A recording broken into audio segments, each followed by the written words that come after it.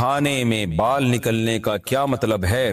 میری ایک دوست ہے، ان کے اکثر کھانے میں بال نکلتا ہے، چاہے کھانا گھر کا ہو یا دعوت کا ہو یا ریسٹورنٹ کا ہو، ہر جگہ یہ مسئلہ پیش آتا ہے، اس کی کیا وجہ ہو سکتی ہے؟ اس بارے میں اگر کوئی دعا ہو تو رہنمائی فرما دیں۔ صبا صاحبہ نے پوچھا ہے، آپ کی دوست جو ہے نا ان کو بتا دیں کہ یہ کوئی مسئلہ نہیں ہے، یا تو ان کے اپنے بال بہت کمزور ہیں وہ اس میں گر رہے ہیں، یا کوئی باورچی ایسا ہے جو سر پہ کیپ پہنے بغیر نماز کھانا بنا رہا ہے اس کے بال گر رہے ہیں، یا یہ کہ کچھ بھی نہیں ہے تو پھر انہیں کی آنکھ میں خدا نخواستہ معذرت کے ساتھ کہیں بال تو نہیں ہے جو ان کو ہر جگہ نظر آ رہا ہے۔ تو ایسا کچھ بھی نہیں ہے، کھانے میں بال اگر ان کے نکل رہے ہیں تو کھانا گندا ہونے کی علامت ہے کہ کہیں سے بال گر رہے ہیں اس کے اندر، یا ان کی نظر بہت تیز ہے، وہ بال جو عام لوگوں کو نظر نہیں آتا ان کو نظر آ رہا ہے، تو بس بال نکلا کرے تو باورچی سے جا کے پوچھا کرے بھائی صفائی کا خیال کرو، اور یہ کیا کر رہے ہو، تمہارے بال کیوں گر رہے ہیں اس کے اندر، یا یہ کھاتے ہوئے ان کے اپنے نہ گر رہے ہوں کہیں، اور کوئی جادو جن ٹونا وونا یہ سب یہ جو ہے نا اس کے نام پہ روحانی علاج والے ان کو الو بنائیں گے اور ان کی دکانیں چلیں گی، تو اس لیے فکر چھوڑ دیں اس کی، کھانا کھا لیا کریں آرام سے اور دیکھیں کہ بال آ کہاں سے رہے ہیں۔ مکھی گر گئی تو پورا ڈبو کر نکالیں گے۔ میں نے ایک حدیث سنی ہے کہ مکھی کسی پینے کی چیز میں چلی جائے تو اسے پورا ڈبو کر باہر نکال دینا چاہیے، تو پھر وہ چیز استعمال کر لیں، اس بارے میں تفصیل سے بتا دیں۔ راشد صاحب انڈیا سے، جی صحیح حدیث ہے، اور نبی صلی اللہ علیہ وسلم نے فرمایا کسی کے کھانے میں اگر مکھی گر جائے تو اسے مکمل ڈبو کے باہر نکال دے، کیونکہ اس کے ایک پر میں بیماری ہے تو دوسرے پر میں شفا ہے، تو یہ جائز ہے، اگر گر جائے تو اس کو ڈبو کے باہر نکال کے پھینک سکتے ہیں۔ اب اس میں پھر علماء نے بحث کی ہے کہ جسمانی شفا ہے یا مادی شفا ہے، یعنی روحانی شفا ہے یا مادی شفا ہے، بعض نے کہا اس سے تکبر ختم کرنے کے لیے کہا گیا، یہ واللہ عالم، اب یہ تو قیامت کے دن ہی پتہ چلے گا۔ تو خلاصہ بہرحال حدیث کا یہی ہے کہ اس عمل میں کوئی حرج نہیں ہے، لیکن یہ چیزیں ایسی نہیں ہے کہ ان پر عمل کرنا واجب ہو، حدیث میں اباحت ہے، اباحت یعنی امر اباحت کے لیے کہ یہ جائز ہے، یعنی کھانا اس سے ناپاک نہیں ہوگا، کیونکہ اس کا امکان تھا نا کہ مکھی گر گئی تو پتہ نہیں کھانا ناپاک تو نہیں ہو گیا، تو اس سے ناپاک نہیں ہوتا، بلکہ آپ اس کو ڈبو کے باہر نکال کے پھینک دیں آپ، تو نبی نے جو فرمایا شفا ہے تو شفا ملے گی، اب چاہے وہ مادی ہو چاہے وہ روحانی ہو۔ لیکن اگر کسی کی طبیعت میں بہت زیادہ گراوٹ ہے یا کھانا اتنا تیز گرم ہے کہ مکھی گر کے وہ پگھل گئی اندر، اس کی علائش نکل جاتی ہے، تو پھر یہ عمل ٹھیک نہیں ہے، کیونکہ حدیث میں جس کھانے کا تذکرہ ہے وہ تو نارمل کھانا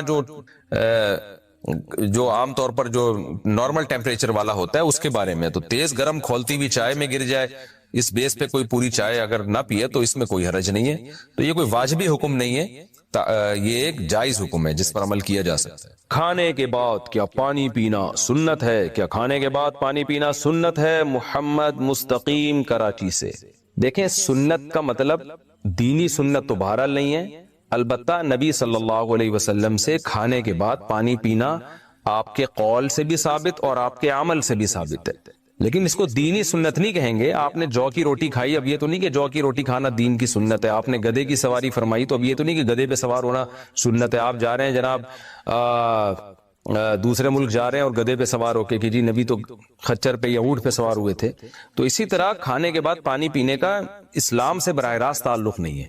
ہاں یہ بات ضرور ہے کہ پیغمبر کوئی ایسا کام نہیں کرتے جو فطرت کے خلاف ہو، صحت کے لیے نقصان دہ ہو، تو نبی نے جب کھانے کے بعد پانی پیا ہے، اور آپ کے قول سے بھی ہمیں پتہ چلتا ہے، تو اس سے پتہ چلتا ہے کہ کھانے کے بعد پانی پینے میں صحت کو نقصان ہو نہیں سکتا، کیونکہ پیغمبر نیچر کے خلاف کبھی نہیں چلتے۔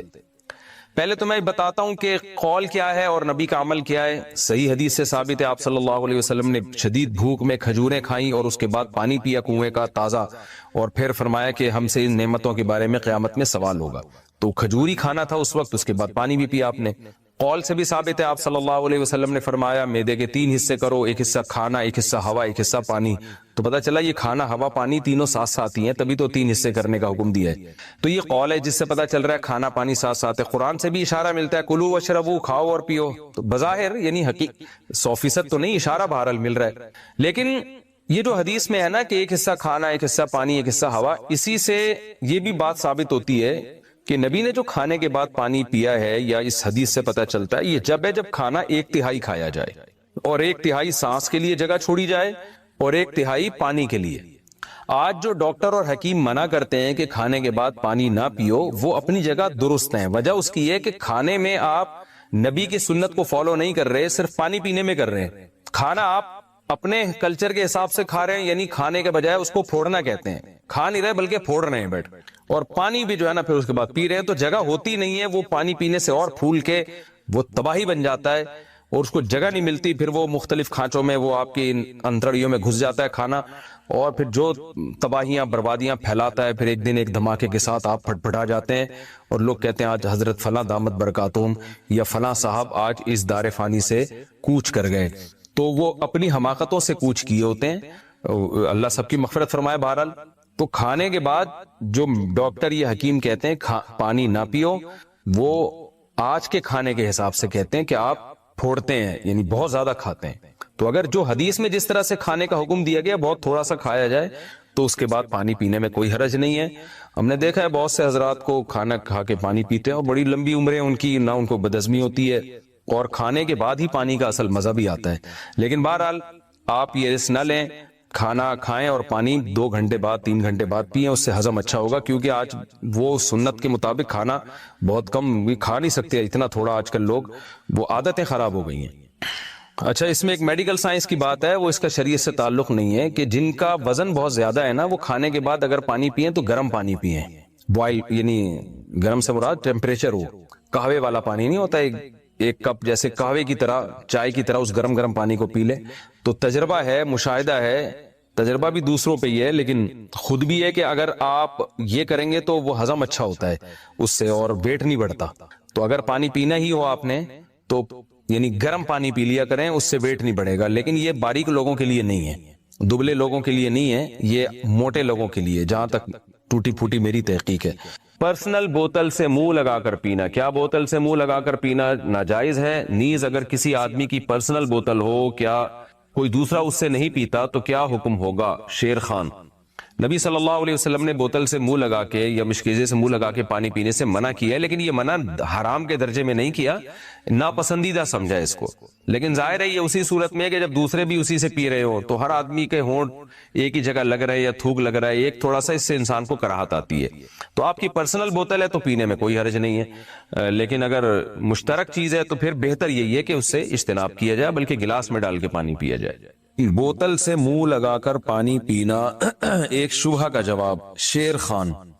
شیر خان بھائی اپنی لوکیشن تو بتایا کریں، شیر خان سے تو لگ رہا ہے کہ آپ کسی جنگل میں رہتے ہیں، شیر اور آپ شکار کرتے ہیں ماشاءاللہ، تو لوکیشن بتایا کریں کہ کہاں سے ہیں، کے پی کے سے ہیں، بلوچستان سے ہیں، کراچی سے ہیں، امریکہ سے ہیں، کہاں سے ہیں؟ آپ نے فرمایا تھا کہ جو بوتل سے منہ لگا کر پانی پیتا ہے اس میں کراہت ہے اور وہ ناجائز ہے، تو اگر کسی آدمی کی پرسنل بوتل ہو، کوئی دوسرا اس سے نہیں پیتا، اس کا کیا حکم ہے؟ دیکھیں شیر خان بھائی، پہلے تو میں نے یہ نہیں کہا تھا کہ بوتل سے منہ لگا کر ڈائریکٹ پانی پینا ناجائز ہے، مکروہ ہے، ناپسندیدہ ہے، حدیث میں ممانعت ہے۔ تو حدیث میں جو منع کیا گیا ہے وہ کراہت کے درجے میں، کیونکہ ان چیزوں کا تعلق آداب سے ہوتا ہے، رہن سہن کے، تو یہ حلال و حرام سے تعلق نہیں ہوتا ان چیزوں کا۔ تو وہ منع کیوں کیا نبی صلی اللہ علیہ وسلم نے، یعنی ناپسند کیوں کیا؟ اس کی وجہ یہی ہے کہ ظاہر ہے ایک ہی بوتل سے دوسرا آدمی کو کراہت آ سکتی ہے، آپ کا تھوک اس میں جا سکتا ہے وغیرہ وغیرہ۔ تو اگر آپ کی اپنی پرسنل بوتل ہے تو پھر میرا خیال ہے اس میں کوئی کراہت نہیں ہونی چاہیے، کوئی دوسرا اسے استعمال نہیں کر رہا ہے تو ٹھیک ہے، جائز ہے، جائز وہ بھی ہے، لیکن یہ اس میں کراہت اور کم ہو جائے گی۔ تو قدرت کی طرف سے غریب ہونا، قدرت کی طرف سے بیمار ہونا، اس میں اللہ کی مدد ہوتی ہے۔ جو اپنی حماقتوں سے لوگ پراٹھے کھا کھا کے بیمار ہوتے ہیں، اللہ کی طرف سے پھر مدد نہیں ہوتی ہے۔ پراٹھا آ گیا تو میں 1 منٹ کی بات کہہ دوں، دیکھو میں کچھ باتیں بیان میں کہتا ہوں، لوگ ایز اٹ از اس کو لے کے اپنی صحتوں کو برباد کرتے ہیں۔ اب میں اکثر پراٹھے کا ذکر، ہوٹل کا پراٹھا، سفید پراٹھا، گھی کا پراٹھا، یہ والا پراٹھا، دمبے کی چربی، فلانے کی چربی، لوگ اس کو ایز اٹ از لیتے ہیں، پہلے ہی کولیسٹرول کے ڈبے بن چکے ہیں، وہ گھی کے ڈبے بن چکے ہیں۔ جب وہ یہ چیزیں کھانا شروع کرتے ہیں تو وہ اور زیادہ پھٹ پٹا کے دھماکے سے ہلاک ہو جاتے ہیں۔ پھر میرے اوپر الزام لگتا ہے کہ اس نے ہمیں پراٹھوں پہ ڈالا ہے۔ سمجھتے ہو کہ نہیں سمجھتے؟ ایک چھوٹی سی بات آپ سے کر دوں تاکہ پراٹھے اور گھی کی چربی، آپ کی دمبے کی چربی سمجھ میں آئے۔ آپ ایک تو میں نے دمبے کی چربی پہ بیان کیا ہے، اس میں نے ورزش کا بھی تذکرہ کیا ہے۔ اب آپ چربی تو کھا رہے ہو دمبے کی، ایکسرسائز بالکل بھی نہیں۔ ابھی میں یورپ گیا نا، بعض ڈاکٹروں نے کہا یار آپ نے کیا لوگوں کو فیٹ پہ لگا دیا، دمبے کی چربی پہ لگا دیا، پہلے ہی لوگ کولیسٹرول کے مریض بنے ہوئے۔ میں نے کہا ڈاکٹر صاحب ہم نے چربی پہ لگا کے لوگوں کو تھوڑا سا واکنگ کا، جاگنگ کا مشورہ بھی دیا ہے کہ انرجی یوٹیلائز بھی کرو، کم بھی کھاؤ، یہ بھی بولا ہے۔ اب یہ تھوڑی کہ 3-4 پراٹھے پھوڑنے کے بعد آپ دمبے کی چربی بھی کھا رہے ہو بیٹھ کے، وہ تو مرو گے۔ تو ایسے ہی ہے جیسے 4 شادیوں والا بیان تو سن لیا, عدل و انصاف والا بیان وہ اس دن اتفاق سے اس بیان میں آئے نہیں تھے. وہ ایسے ہے نا, ایک آدمی گیا, بھائی یہ کلپ پورا بنا دینا, جو جہاں سے شروع کیا, یہ بیچ میں نا گڑبڑ ہو جاتی ہے, ادھوری باتیں آ رہی ہوتی ہیں. ایک آدمی بیان میں, ایک آدمی کے سروے کے لیے گیا تو گورنمنٹ کے کسی پروجیکٹ پہ کام ہو رہا تھا. ایک آدمی گڑھا کھود رہا تھا اور دوسرا اس گڑھے میں مٹی ڈال کے بند کر رہا تھا. اس نے دیکھا یار یہ عجیب حماقت والا کام ہو رہا ہے کہ ایک بندہ گڈھا کھودتا ہے, دوسرا مٹی ڈال کے اس گڈھے کو بند کر دیتا ہے. اس سے مجھے یہ کیا کہانی ہے؟ اس نے کہا بھائی گورنمنٹ نے ایک پروجیکٹ دیا ہے درخت لگانے کا, اس علاقے میں ہم نے اتنے سینکڑوں درخت لگانے. تو اس نے کہا پھر یہ درخت تو لگ نہیں رہا. اس نے کہا اصل میں یہ وہ بندہ ہے جس کا کام ہے گڑھا کھودنا, یہ وہ بندہ ہے, ایک بندہ وہ ہے جس کا کام ہے درخت لگانا, تیسرا یہ بندہ ہے جس کا کام ہے واپس مٹی بھرنا. تو جس کا کام درخت لگانا تھا وہ اتفاق سے چھٹی پہ گیا ہوا ہے, تو باقی دونوں اپنا کام نمٹا رہے ہیں. تو دمبے کی چربی والا میرا بیان سن لیتے, جس دن میں نے ایکسرسائز کے فضائل بیان کیے ہوتے اس دن وہ چھٹی پہ ہوتے ہیں. 4 شادیوں والا بیان میرا سن لیتے, جس دن میں نے حقوق کی بات کی ہوتی ہے اس دن وہ لوگ چھٹی پہ ہوتے ہیں. 2 پٹھان ہوٹل کے پراٹھوں والا بیان سن لیتے, جس دن میں نے ورزش کی اور پھر ایک دن ایک ٹائم کے کھانے کے ناغے کی بات کی ہوتی ہے اس دن وہ اتفاق سے چھٹی پہ ہوتے ہیں. تو خوب سمجھ لیں آپ پراٹھے پھوڑے تو اللہ کی نعمتیں یار, کھانے پینے کے لذتیں کون قربان کرے گا؟ پھر رہ کیا گیا نا, ہم تو پیتے پلاتے تو ہے نہیں, اللہ کا شکر ہے. تو یہی تو ہمارے مزے ہیں زندگی کے. تو اب اس میں ایک چیز کا خیال کیا کریں کہ 40 سال کے بعد آپ لپڈ پروفائل کا ٹیسٹ لازمی کرائیں, کولیسٹرول لیول چیک کریں اپنا. میں چیک کرتا ہوں, سال میں 1 دفعہ کر لیتا ہوں یہ کام, 1 سال میں نہیں تو 2 سال میں تو کر لیتا ہوں. تو میری تمام رپورٹس الحمدللہ کلیئر ہیں, شوگر کی بھی اور کولیسٹرول کی بھی اللہ کے فضل سے. باقی پھر بھی اللہ مارنے پہ آ جائے تو ہم نے بڑے بڑے کلیئر لوگوں کو دیکھا بیٹھے بیٹھے لڑک جاتے ہیں. تو میں اپنے بارے میں کوئی فنڈر گیری کا دعویٰ نہیں کر رہا کہ مجھے کچھ نہیں ہوگا, جب ہونا ہوتا ہے تو بیٹھے بیٹھے ہو جاتا ہے. اونٹ پہ بیٹھے ہوئے آدمی کو کتا کاٹ لیتا ہے. تو میں اس خوش فہمی میں نہیں ہوں کہ ہم نہیں مریں گے, ہمارے ساری رپورٹیں کلیئر ہیں, شوگر کی بھی, کولیسٹرول کی بھی, فیٹ کی بھی ایک دم موقع کی رپورٹ ہے, تو اب کچھ بھی نہیں ہوگا. بہت بڑے بڑے رپورٹیں کلیئر ہیں, دیکھی ہے, رات کو سوئے صبح پولیس سے بھی نہیں اٹھا. مائیکل جیکسن کی مثال ہمارے سامنے ہے. لیکن اسباب کی حد تک تو ہم نے کام کر لیا نا. اب اگر مر بھی گئے, بیمار ہو گئے, تو یہ کس کی قدرت سے ہوں گے؟ اللہ کی قدرت سے ہوں گے, اپنی طرف سے. بھائی جو بہت وہمی بھی نہیں بنو کہ ہر وقت رپورٹیں ہی کراتے رہو بیٹھ گئے. بعض لوگ وہمی ہو جاتے ہیں, ہر وقت رپورٹیں, اتنا بھی نہیں. لیکن 40 سال کے بعد اس جو غذائیں ہم لوگ کھا رہے ہیں, جس انوائرمنٹ میں ہم لوگ رہ رہے ہیں, یہاں یہ میں سمجھتا ہوں ضروری ہے کہ آپ سال میں 1 دفعہ شوگر کا اور کولیسٹرول کا, لپڈ پروفائل میں سب چیزیں آ جاتی ہیں, وہ ٹیسٹ لازمی کرا لیں. شوگر کا تو الگ سے کرانا پڑے گا. کیوں؟ جو لوگ نہیں کراتے نا, اور فنٹر گیری یاد ہے, ٹیسٹ ویسٹ سے کچھ نہیں ہوتا, جب وہ بیمار ہوتے ہیں نا تو خون کے آنسو ہوتے ہیں. وہ پھر صرف پراٹھے نہیں چھوٹتے, پھر اور بہت ساری چیزیں چھوٹ جاتی ہیں ان کی. سمجھتے ہو کہ نہیں سمجھتے؟ میں ایسے لوگوں کو جانتا ہوں, میں نے ان سے کہا یار آپ 50 سال کے ہو گئے, آپ بی پی تو چیک کیا کرو اپنا. اب یہ چیک ویک کرنے سے آدمی وہمی ہو جاتا ہے. تھوڑے دنوں میں مارکیٹ سے کیا ہوا ہے, شارٹی ہو, اچانک بی پی ان کا ہائی ہوتا تو ان کو پتہ ہے. بلڈ پریشر خاموش قاتل ہے. بلڈ پریشر کیا ہے؟ خاموش قاتل. پتہ ہی نہیں چلتا کب کڈنی پہ اٹیک کر کے کڈنی کا بیڑا غرق کر دے اور کب برین ہیمریج ہو جائے. تو ہماری صحتیں وہ نہیں ہے جو یورپ میں لوگوں کی ہیں, گوروں کی ہیں. میں 3 ہفتے تقریباً یورپ میں رہا ہوں, پراٹھے بھی کھائے, سب کچھ کھایا, ایک دن بھی پیٹ نہیں خراب ہوا. پتہ نہیں پانی ہے, ہوا ہے, کیا ہے. یہاں آتے ہی ایک دم سیٹنگ آؤٹ ہونا شروع ہو گئی. تو پاکستان میں تو میرے بھائی فرض سمجھتا ہوں میں کہ سال میں آپ, ہم نہیں کہہ رہے 2 سال میں کرا لیا کرو, چلو 1 سال میں نہیں, شوگر کا, بلڈ پریشر کا اور کولیسٹرول کا ٹیسٹ لازمی اپنے خرچے پہ بولو نا کرا لیا کریں. اس سے آپ کو پتا چلتا رہے گا کتنے تک پراٹھے آپ افورڈ بولو کر سکتے ہو. سمجھتے ہو کہ نہیں سمجھتے؟ تو اللہ کا شکر ہے اب تک پراٹھے افورڈ جو سیٹنگ چل رہی ہے نا, جو ٹیسٹ ہے وہ صحیح آ رہے ہیں الحمدللہ. تھوڑی بہت ایکسرسائز بھی کر لیتا ہوں, واکنگ بھی کر لیتا ہوں. سمجھتے ہو کہ نہیں سمجھتے؟ نیند جب کمی ہو تو پھر اس کو پورا کرتا ہوں کسی طریقے سے, جیسے سفر میں نیندیں نہیں ہو رہی ہوتی ہے, زیادہ ٹینشن, اس کو میں پھر پورا کرتا ہوں. میں اس میں کمپرومائز نہیں کرتا. میرے گھر والوں کو پتا ہے کہ جب میری کھوپڑی گھومتی ہے اور میں کہتا ہوں سونا ہے تو پھر کسی کا باپ بھی نہیں ہم کو جگا سکتا, پھر سونا ہے. پھر کوئی فون بھی فلائٹ موڈ پہ وہ تو اکثر رہتا ہے, کیونکہ جب آدمی کی نیند خراب ہوتی ہے ڈپریشن میں جانا شروع کرتا ہے, اسٹریس میں جاتا ہے. نیند کی کمی سے اتنے مسائل کھڑے ہوتے ہیں نا, اتنے مسائل کہ آپ 100% درست ہو کے بھی 100% خراب ہو جاتے ہو آپ. اتنے مسائل, ایک تو چڑچڑا ہو جاتا ہے آدمی, بات بات پہ ویسے غصہ کر رہا ہوتا ہے. تو اس لیے یہ جو ہے نا, اپنے ماں باپ کا تو لازمی کراؤ, ان پہ ترس کھاؤ. ایسے کیس دیکھو, ہم دنیا میں ٹریولنگ کی ہے, ہم ملک میں بھی بہت ٹریولنگ کی ہے, بہت لوگوں سے ملے. ابا کا بلڈ پریشر چیک نہیں کرتے تھے بچے, ایک دن ہائی ہوا, ابا کومے میں چلے گئے, 20 سال سے 15 سال سے بستر پہ کومے میں پڑے ہوئے. یار اس سے بہتر نہیں تھا کہ تم کر لیتے تاکہ اسی وقت کنٹرول کر لیتے اس کو. آپ ٹیسٹ کرا لو, ہو سکتا ہے شوگر ہونے والی ہو آپ کو, ابھی سے کنٹرول کر لو گے تو 10-20 سال آگے چلی جائے گی. نہیں کرا رہے آپ, کھائے جا رہے ہو, فیٹ بڑھتا جا رہا ہے. جب ہو گئی تو یہ چھوڑنے پڑیں گے لڈو. ابھی اللہ کا شکر ہے ہم رسگلے بھی کھا سکتے ہیں, لڈو بھی کھا سکتے ہیں, اور پراٹھے بھی پھوڑ سکتے ہیں. ملائی تو ابھی بھی نہیں چھوڑتا, میں گھر میں جاتا ہوں میں ملائی نہیں چھوڑتا. ملائی تو جب ملائی آتی ہے نا اس کے اوپر, کیا زبردست منظر ہوتا ہے یار, خدا کی قسم. یورپ میں ایک واش روم میں لوٹا دیکھ کے اتنی خوشی نہیں ہوئی مجھے جتنا گھر میں ملائی دیکھ کے خوشی ہوتی ہے. حالانکہ کولیسٹرول ہے وہ فل, ڈاکٹر منع کرتے ہیں, لیکن یار ہم کیسے چھوڑ دیں یار. تو وہ ملائی ہے, اس کو چمچ سے ہم کھا جاتے ہیں, اللہ کا شکر ہے الحمدللہ. لیکن پھر یہ ہے کہ آدمی تھوڑا سا بھاگے دوڑے بھی, کچھ سارے ملائی پھوڑتا رہے, پراٹھے ہی پھوڑتا رہے, باقی کچھ نہ کرے تو وہ تو پھر پھٹے گا نا, وہ تو کھچڑی کھا کے بھی پھٹے گا پھر وہ. تو اس لیے پھر بھی میں کہتا ہوں, میں کوئی یہ نہیں کہہ رہا کہ بہت کوئی ہماری خاندانی صحت ہے, بیٹھے بیٹھے آدمی, بڑے بڑے ہم نے صحت مند لوگ دیکھے ہیں, بڑی بڑی باتیں کر کے گئے اور انا للہ ہو گیا. سمجھ رہے ہو نا, موت تو ایسی چیز ہے بھائی, اللہ جب چاہے گا. ابھی ایک 35 سال کی لیڈی ڈاکٹر, کینسر کی اسپیشلسٹ, کینسر سے ڈیتھ ہو گئی. کینسر کی اسپیشلسٹ لیڈی ڈاکٹر, اور جب کینسر کا پتا چلا تو آخری اسٹیج پہ تھا.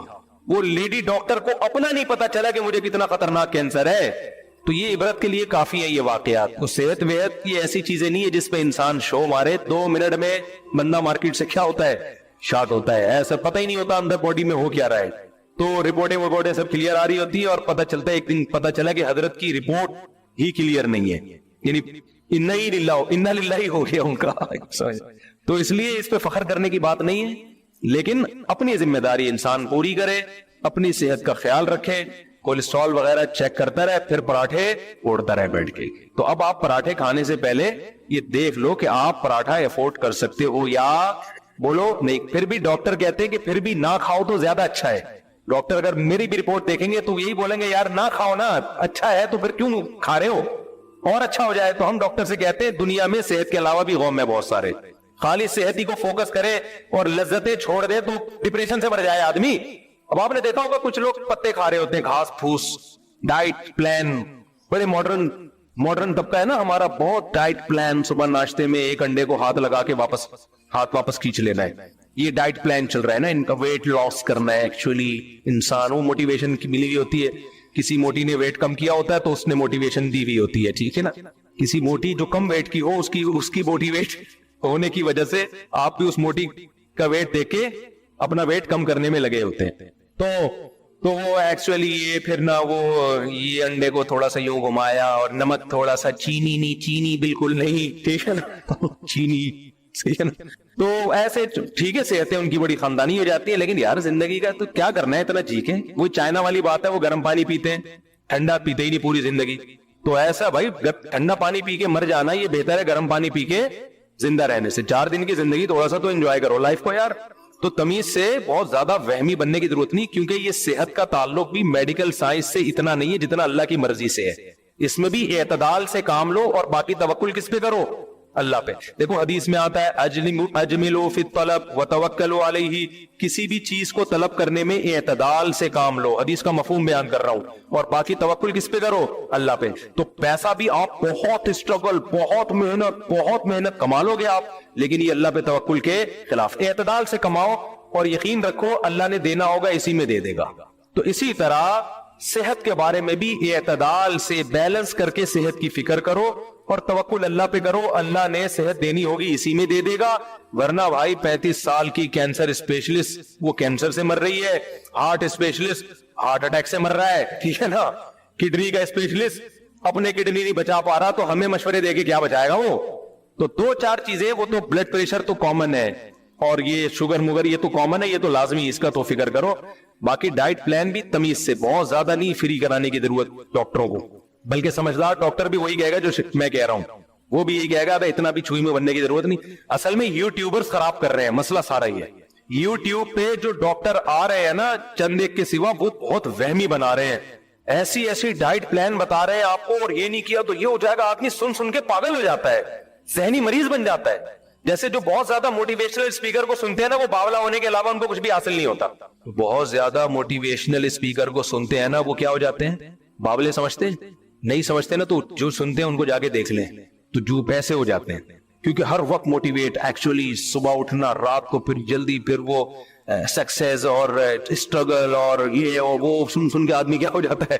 ऐसे लोगों को मैं कहता हूं कुछ दिन के लिए सुनना छोड़ दो, पोस्तियों वाली जिंदगी गुजारो, एक हफ्ता पोस्तियों वाली, सही है ना। ताकि ये दिमाग, हर आदमी को नहीं मैं कह रहा पोस्तियों वाली, जिसको जरूरत से ज्यादा मोटिवेशन मिल गई है ना, सक्सेस, कामयाब इंसान बनने की, दिमाग पे भूत सवार हो गया है, उसको मैं बोलता हूं कि क्या करो, एक हफ्ता पोस्तियों की तरह लाइफ गुजारो। सक्सेस वक्सेस गई तेल लेने, कामयाबी गई तेल लेने, अब लाइफ को करो एंजॉय, कोई बात नहीं, नाकाम होके मर जाएंगे ना। तो ऐसी कामयाबी का क्या करना है जिस कामयाबी से डिप्रेशन में जाना शुरू कर दे इंसान, उसकी हर वक्त फिक्र में। आम आदमी को मैं मशवरा नहीं दे रहा, हम तो पहले ही पोस्ती लोग हैं, कौम हमारी सुस्त है, कुछ नहीं कर रही, ऐसा ना हो आप लोग जाके पड़ जाए। मैं उनको कह रहा हूं जो हर वक्त मोटिवेशनल स्पीकर्स को सुन सुन के उनकी खोपड़ी आउट होना शुरू हो गई है, पागल हो रहे हैं वो, तो एब नॉर्मलिटी की तरफ चले जाते हैं बाज लोग। लाइफ तमीज से, एतदाल से, कुरान बार बार कह रहा है इस उम्मत को हमने बैलेंस उम्मत बनाया, मुअतदिल उम्मत, एतदाल में, हर चीज को बैलेंस में रखने में जो मजा है वो इफरात और तफरीत में नहीं। ये पराठों की लॉजिक समझ में आ गई आपके?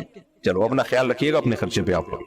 मुफ्ती साहब, इस्लाम में गरीब मिस्कीन लड़की से निकाह करने की क्या फजीलत है? मैं चाहता हूँ गरीब लड़की से निकाह करूं, इसकी कफालत करूं, अल्लाह राजी हो जाएगा इस पर? देखो, गरीब लड़की से शादी का जाहिर है सवाब है, उसकी कफालत का भी सवाब मिलेगा, उसका घर बसाने का भी सवाब मिलेगा, लेकिन एक बात दिमाग में रखें, बेगम जो है ना वो अपने जोड़ की होती है। जोड़ की का मतलब ये कि ठीक है आप गरीब से निकाह करें, लेकिन फिर आप अपने लेवल का उसको मकाम दे, क्योंकि बाज नीच तबीयत के लोग गरीब लड़की से शादी करके फिर उसको ताने ही देते रहते हैं पूरी जिंदगी। अबे तेरे बाप के घर में तो 2 टके नहीं मिलता था तुझे, मैं तुझे सोने के निवाले खिला रहा हूं। उससे क्या होता है, बजाय रिश्ता जुड़ने के टूटना शुरू। अब अपने स्टेटस की लड़की से शादी की है तो उसको आप ये ताने नहीं दे सकते तेरे बाप के घर में तो क्या मिलता था, मैं तुझे सोने के निवाले खिला रहा हूं, तो वो फौरन कहेगी मेरे बाप के घर में भी हम कबाब कोफ्ते खाया करते थे। तो आप फिर तमीज से बैठ जाओगे, अच्छा और कोई बात और किसी टॉपिक पर बताएं क्या बात। लेकिन गरीब लड़की को जब ये ताना दोगे तो वो बोलेगी यार एक तो खिला रहे हो, ऊपर से एहसान जितला रहे हो, तो उससे बाज दफा मामला क्या हो जाता है, खराब हो जाता है। तो जर्फ बड़ा रख के फिर गरीब लड़की से शादी करो। समझते हो कि नहीं समझते? जर्फ बड़ा रखो और फिर गरीब लड़की से।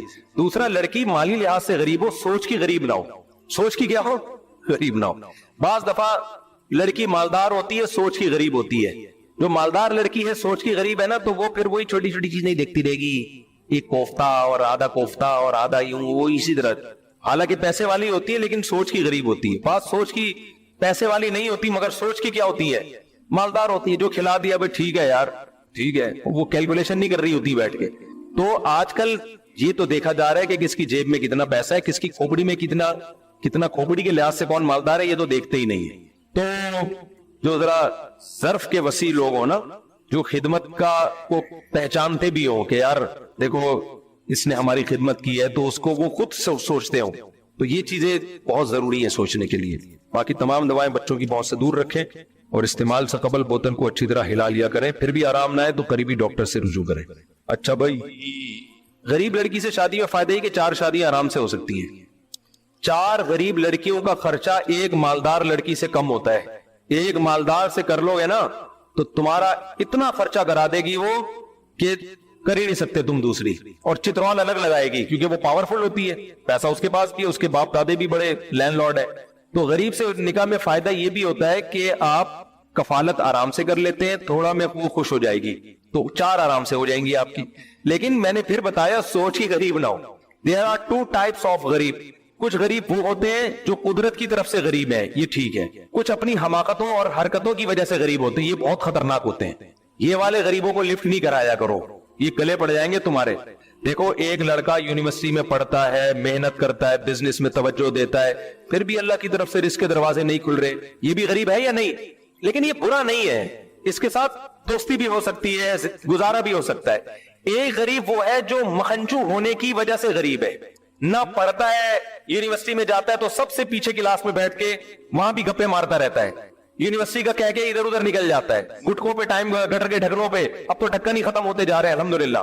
गटर के ढक्कन चोरी करता है, समझ लो, इधर बैठा है उधर बैठा है, यूं टाइम, ये भी गरीबी है ना, ये बड़ा डेंजरस किस्म का गरीब है, इससे दूर रहो, इसकी गुर्बत पे तरस मत खाओ, ये तुम्हें खा जाएगा। आजकल जो है ना यूट्यूब पे रूहानियत के नाम पे भी और भी कुछ लोग आ रहे हैं, पता नहीं क्या क्या क्या फजाइल बयान कर रहे हैं, ये वाले चीज, सरसों का तेल यूं लूं लगाएं नाखूनों पे तो पता नहीं क्या हो जाएगा, सब टोपी ड्रामा है, कुछ भी नहीं होगा।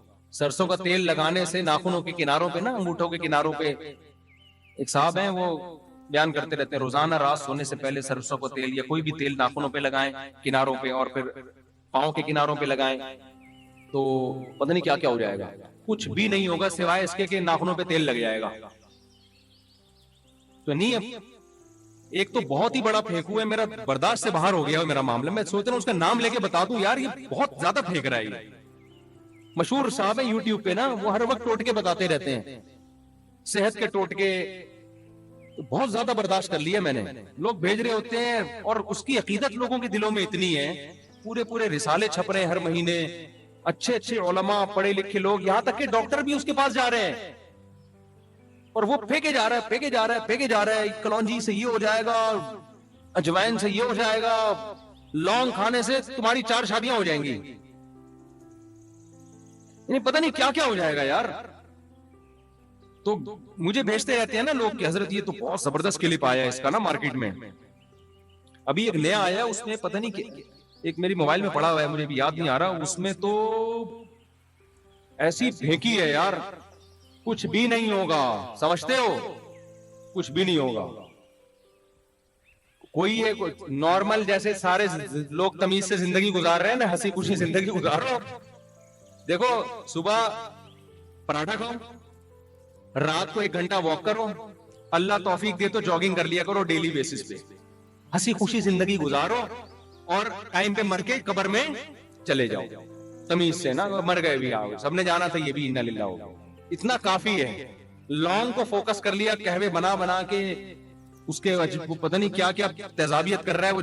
लौंग अच्छी चीज है, मैं उसकी मुखालफत नहीं कर रहा, इतनी अच्छी नहीं है जितनी यूट्यूब पे है, इतनी नहीं अच्छी है। लौंग के कहवे से फायदा होता है, मैं भी पीता हूं। लौंग से क्या होता है, थोड़ा लौंग और दालचीनी का कहवा थोड़ा सा फ्रेश हो जाता है आदमी, बस थोड़ा सा कुछ थोड़ा सा कोलेस्ट्रॉल शायद आगे पीछे हो जाता है, पराठे थोड़े से मुज़र असरात कम कर देता हूं, इतना नहीं है जितना बना लिया है ना। तो बहुत ज्यादा यूट्यूब पे बहुत ज्यादा फेंका जा रहा है यूट्यूब पे, अल्लाह बचाए यार। मैं अभी दोबारा उसका क्लिप आया ना, मैं अगले जुम्मे नाम लेके बताऊंगा ये बंदा फ्रॉडी है। हद होती है ना फेंकने की, तुम लोगों को उल्लू बना रहे हो, मिलियंस लोग तुम्हारी वीडियोस देख के, पाकिस्तानी कौम वैसे ही तबाह हो गई है यार, अभी लहसुन अदरक के चक्कर में और तबाह हो जाएगी, ये हकीकत है। कौम में वैसे ही कोई काबिलियत की बात सुनने को नहीं मिल रही है, तरक्की कर नहीं रही है, ऊपर से उल्टी चीजों में आपने कौम को लगा दिया, तो वो तो और बर्बाद हो जाएगी हमारी कौम। अब दोबारा आया ना, मैं छोड़ूंगा नहीं उसको, सोच रहा हूं मैं नाम लेके बता दूं, ये बंदा वो जो मौलवी साहब कह रहे थे ना कि 4 आदमी जहन्नम में जाएंगे, एक फलाना एक ढिमकाना, एक तीसरे चौथे पे जब वो आता था एक बंदा खड़ा हो जाता कि मेरी बात सुने। जब बार बार उसने किया, मौलवी साहब ने कहा चौथा ये जहन्नम में जाएगा। तो मैं सोच रहा हूं, मैं गुस्से में आ गया, मैं नाम ले लूंगा, इसकी बात कर रहा था मैं, ये बंदा है ना, ये उल्लू बना रहा है लोगों को। तो हकीम कोई रिलायबल होना चाहिए, तमीज वाला। देखो हकीम मोहम्मद सईद साहब बहुत बड़े हकीम थे, उनकी बड़े हकीम होने की बड़ी अलामती फेंकू बिल्कुल भी नहीं थे वो। कभी भी जब किसी हकीम के पास जाओ ना, अगर वो बहुत बढ़ा चढ़ा के अपनी तारीफें कर रहा है, भाई मैंने तो ये कर दिया, मैं तो मिनटों का, वहां से फौरन भागो फौरन, ये तुम्हें बर्बाद करेगा। मेडिकल साइंस ने इतनी तरक्की की है, कोई दुनिया में ऐसी चीज नहीं है जिसके खाने से कोई जादू मंत्र हो जाए, कुछ भी नहीं है। अच्छा हकीम पता है क्या करेगा? अच्छा ये भी हकीम के 2 नंबर होने की अलामत होती है, आपको मुंह से नहीं बोलने देता, नफ्स पकड़ के सब कुछ बता रहा होता है। लोग इसको समझते हैं 1 नंबर हकीम है, सब कुछ नफ्स से चेक कर लिया इसने, पेशेंट को मुंह से कुछ भी बोलने नहीं दिया, ये 2 नंबर हकीम है। ये भरम डालना चाह रहा है आपके ऊपर कि मैं बड़ा नब्बाज हूं, मुझे कुछ भी बताने की जरूरत नहीं है, कि पर नहीं लगे हुए कि सारी हिस्ट्री आपकी अगली पिछली बता दे। ایسا کچھ بھی نہیں ہے. پتا چلتا ہے نفس سے بہت ساری چیزوں کا, لیکن منہ سے پھوٹنے سے جو پتا چلتا ہے نا وہ نفس سے پتا, بولو جب تک منہ سے پھوٹو گے نہیں, حکیم کے باپ کو بھی نہیں پتا چلے گا کہ اس کے ساتھ مسئلہ کیا ہے. کچھ چیزیں نفس سے پتا چلتی ہیں, بڑے بڑے نباز حکیم ہوتے ہیں, میں اس کا انکار نہیں کر رہا. میں ایک حکیم کا واقعہ سناؤں, میں اس کے پاس گیا, اس نے عذاب دیکھ کے کہا آپ نے آج ناشتے میں دہی بہت کھائی ہے. واقعی میں نے دہی کھائی تھی ناشتے میں. ہوتے ہیں ایسے حکیم, ماہر ہوتے ہیں, لیکن ایسا نہیں ہوتا کہ بھائی وہ یہ بھرم میں لانے کے لیے نا بس چپ کر کے آپ ڈرامے باز حکیم یہ کرے گا.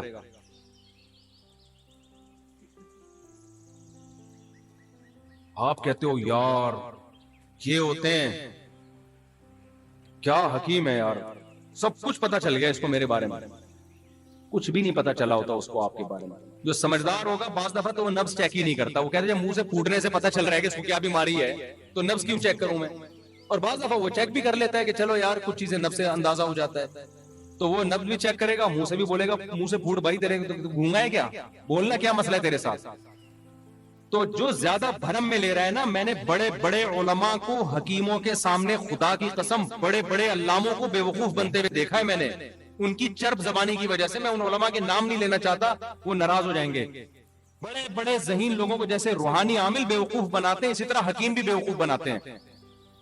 ایسے ایسے واقعات ہوتے ہیں نا کہ میں یہ آیا تھا آغا خان کا ریجیکٹڈ مال تھا, میں نے اس کو صحیح کر, ہو سکتا ہے کوئی صحیح بھی ہوا ہو, میں ان کا انکار نہیں کر رہا. اتنا نہیں ہے جتنا بنایا جا رہا ہے. سمجھدار حکیم ہوگا نا, جو واقعی ریلائبل ہو, کسی ادارے سے پڑھا ہوا ہو, اس کا کوئی ٹیچر ہو جو پراپر وے میں پڑھ کے آیا ہو, وہ آپ کو بولے گا جی نبض بھی دیکھے گا, منہ سے بولے گا پھوٹ دو تیرے کو جو بیماری ہے منہ سے بتا دے, ٹھیک ہے نا.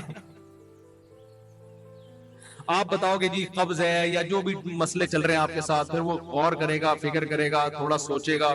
اس کے بعد بخار ہوگا تو کہے گا پیناڈول ہی کھا لے یار, تو معجون کھانے کی تیرے کو ضرورت کیا ہے. جب پیناڈول ایک 5 روپے کی مل رہی ہے مارکیٹ میں, 2 گولی کھانے سے بخار اترتا ہے, تو میں اپنے کلاکاریاں کیوں دکھاؤں, ٹھیک ہے نا. وہ بعض دفعہ ایلوپیتھک دوا بھی لکھ کے دے دے گا. ہمارے جاننے والے حکیم تھے بڑے اچھے بیچاروں, کراچی کے حالات جب خراب ہوئے انہوں گولی سے ہی اڑا دیا, ان بیچاروں کو شہید کر دیا جب حالات نہیں خراب ہوئے تھے. تو بڑے اچھے حکیم تھے. مجھے بخار بہت تیز ہو گیا تھا, وہ میں نے ہجامہ بہت زیادہ کروا لیا تھا نا. ہجامے کے نام پہ بھی بہت الو بنایا جا رہا ہے لوگوں کو. ہجامہ ٹھیک ہے لیکن اس میں بھی چورن بک رہا ہے, بہت زیادہ منجن بک رہا ہے. تو انہوں نے مجھے, میں نے کہا, میں نے ان کو فون کیا مجھے بخار, انہوں نے کہا پیناڈول کھا لو بھائی, پیناڈول کھا لو, ٹھیک ہے نا. تو بالکل صحیح بات کی انہوں نے. یار بخار کے لیے تو ایک مشہور دوا ہے, ساری دنیا میں چل رہی ہے, تو پیناڈول کھا لو آپ, اس میں کیا جا رہا ہے. تو اچھا حکیم ہوگا بعض دفعہ آپ کو ایلوپیتھک دوا بتا دے گا, ہاں جو حکمت میں ہوں گی تو وہ بتائے گا. جو بھی کہہ رہا ہے نا اس کے پاس وہ کچھ ہے جو دوسروں کے پاس نہیں ہے, اس کا مطلب یہ ایک نمبر کا پھینکو ہے. حکمت کا علم صدیوں سے آ رہا ہے. ایسا کوئی حکیم نہیں ہے کہ جس کے سینے میں ایسے علوم ہیں جو دوسرے کو ملے ہی نہیں ہے. تیرے علم میں ہیں تو اس کے علم میں بھی ہوں گے, تجربے سب کے پاس ہیں. کچھ دوائیں حکمت کی ایسی ہیں جو صدیوں سے مجرب ہیں, ان میں تو میں لوگوں کو کہتا ہوں ایلوپیتھک کی طرف نہ جاؤ, حکیم وہ چیزیں حکیموں سے کھا لو, وہ مشہور دوائیں, پھر کبھی نام لے کے بتائیں گے ان دواؤں کا انشاءاللہ, وہ بہت زبردست دوائیں ہیں. اچھا کچھ دوائیں ایسی ہیں جو حکیموں ڈاکٹروں کے پاس علاج ہی نہیں ہے اس کا. کچھ بیماریاں ایسی ہیں کہ ایلوپیتھک میں اس کا علاج نہیں ہے مگر اتنا اچھا نہیں ہے, ان کا حکیموں کے پاس زیادہ اچھا علاج ہے. کچھ ایسی بیماریاں ہیں, یعنی جلدی بھی ہوتا ہے اور اچھا بھی ہوتا ہے, سائیڈ افیکٹ بھی نہیں ہوتے. لیکن کچھ بیماریاں ایسی ہیں حکیم کے باپ کے پاس بھی اس کا علاج بولو نہیں ہے, یا ہے مگر بہت دیر سے اثر ہوگا. اس کا بھی امکان ہے مریض کا انا للہ ہی نہ ہو جائے. اس میں آپ کو لازماً کس کے پاس جانا پڑتا ہے, ڈاکٹر کو دکھانا پڑتا ہے. تو دونوں میں کچھ خوبیاں ہیں کچھ خامیاں ہیں, لیکن آپ ڈاکٹروں کے پاس جاؤ وہ حکیموں کی جڑ سے نفی کر دیتے ہیں, اب انہیں تو کچھ بھی نہیں آتا. حکیموں کے پاس جاؤ وہ ڈاکٹروں کی جڑ سے نفی, یہ سارا بزنس ہے, دھندا ہے. اس کا مطلب تم دونوں ہی الو بنا رہے ہو قوم کو, صحیح ہے نا. دونوں کیا کر رہے ہو, الو بنا رہے ہو. حکمت میں بہت ساری چیزوں کے بڑے بہترین علاج ہیں اور اس کے سائیڈ افیکٹ بھی کم ہیں, لیکن بہت ساری چیزوں کے ایلوپیتھک کے پاس ہی ہیں, اس میں حکیم کے پاس نہیں ہوتا. حکیم بھی چھپڑ میں ڈاکٹر ہی کے پاس جا رہا ہوتا ہے, کلینک بند کر کے بولتا بھاگ بیٹا یہاں سے, ابھی ڈاکٹر نے اگر ٹیکا نہیں ٹھوکا نا تو میرا چورن چٹنی میرے کام نہیں آئے گا. دونوں میں کچھ خوبیاں کچھ خامیاں ہیں. تو ان چیزوں سے یہ یوٹیوبر سے تو بہرحال بالکل بھی متاثر نہ ہو. یوٹیوب میں دیکھ کے کبھی آپ دواؤں میں سجیسٹ نہ کیا کریں. اب ہوتا یہ ہے کہ بعض دفعہ ڈاکٹر کوئی میڈیسن لکھ کے دیتا ہے, ہماری قوم میں ایک بیماری ہے, وہ میڈیسن لے جا کے یوٹیوب پہ سرچ کر رہے ہوتے ہیں. یوٹیوب والے نے اس کے سائیڈ افیکٹ بتائے ہوئے ہوتے ہیں, یہ نقصان ہے. آدمی کہتے ہیں یہ ڈاکٹر نے مجھے الو بنا دیا. یہ نہیں پتا ہوتا کہ ڈاکٹر الو نہیں بنا رہا, یہ یوٹیوبر کیا کر رہا ہے, بولو, الو بنا رہا. جب آپ نے ڈاکٹر پر اعتماد کی ہے تو جو لکھ کے دے رہا ہے وہ لے کر آؤ نا, یا تو جاتے ہی نہیں اس کے پاس, یوٹیوب سے ہی دوا لے لیتے. ایسے بہت سارے مسئلے ہو رہے ہیں کہ ڈاکٹر نے لکھ کے دیا, بندہ اس کو یوٹیوب پہ سرچ کر رہا ہے, گوگل پہ, اور پھر خود سائنسدان بن کے فیصلہ کر رہا ہے. تو گوگل پہ سرچ کیا کرو, مگر گوگل کو اپنا باپ مت بناؤ. یہ مسئلہ ہے, باپ بنا دیا گوگل کو جو ہے نا, یہ خطرہ. میرے بھائی بہت زیادہ ٹائم ہو گیا, کافی زیادہ ہو گیا نا, پھر تھک گئے ہیں. آپ میں سے کسی نے کوئی سوال پوچھنا ہے پوچھے, بس اس کے بعد ہم یہ سلسلہ ختم کرتے ہیں. یہ بھائی ہومیوپیتھک میں بھی بعض چیزیں بڑی زبردست ہیں, بہت فائدہ ہو جاتا ہے. اچھا ایک بات ہے, ہومیوپیتھک میں کوئی ڈاکٹر نہیں ہوں بھائی, میری بات کو حرف آخر نہ سمجھے. ہومیوپیتھک میں بہت زبردست فائدہ ہو جاتا ہے, لیکن ایلوپیتھک ڈاکٹر کہتے ہیں کہ ہومیوپیتھک میں فائدہ جو آپ کو ہو رہا ہے وہ تو نظر آ رہا ہے, ہومیوپیتھک دوا سے جو سائیڈ افیکٹ ہے وہ آپ کو نظر نہیں آ رہے ہوتے. یہ ڈاکٹروں کی رائے ہے, میں اس پہ کوئی تبصرہ نہیں کرتا کیونکہ میں نے بھی ہومیوپیتھک پڑھی نہیں ہے. اب اس پہ ہومیوپیتھک ڈاکٹر ہی اچھا تجزیہ کر سکتا ہے, تو اس لیے ہومیوپیتھک کو بھی باپ بنانے کی کوشش نہ کریں, کیونکہ جتنی ریسرچ ایلوپیتھک میں ہو چکی ہے نا, وہ کسی اور میں اتنی ریسرچ ہوئی نہیں ہے. ایلوپیتھک میں جب کوئی دوا لے رہے ہیں اس کی کیا اچھا کیا برا لکھا ہوا ہوگا اس کے اوپر. تو ہومیوپیتھک کے بھی بڑے فائدے, ہم نے بھی بعض دفعہ کسی بیماری میں لیا, ٹھیک فٹ فاٹ ہو گئے ہم, لیکن ڈاکٹر کہتے ہیں کہ کچھ پتہ نہیں کوئی آرگن کوئی خراب نہ کر رہی. واللہ عالم, میرا یہ ٹاپک ہے نہیں, یہ ڈاکٹروں سے ہی پوچھو آپ. میں تو صرف ایک آپ کو اشارہ دے رہا ہوں کہ کسی کو بھی اپنا باپ بنانے کی کوشش. دیکھو دواؤں سے بچاؤ اللہ کا واسطہ, ایسا لائف اسٹائل اختیار کرو کہ دواؤں کی طرف جانے کی نوبت نہ آئے, تاکہ اس جنجال سے ہی نکل جاؤ. رات کو جلدی سو, صبح جلدی اٹھو, دوڑو, بھاگو, ایکسرسائز کرو, 4 شادیاں کرو, بچے پیدا کرو. 4 شادیوں کا بھی صحت کے بہت گہرا تعلق ہے, یہ بتا دوں میں آپ کو. صحت اچھی رہتی ہے 4 شادیوں کے بعد, بے شک ٹینشن سے بال اڑ جائیں لیکن پھر بھی صحت اچھی رہتی ہے. تو اور جلدی رات کو سو, جلدی اٹھو, کم کھاؤ, روز فٹ فاٹ رہو گے انشاءاللہ.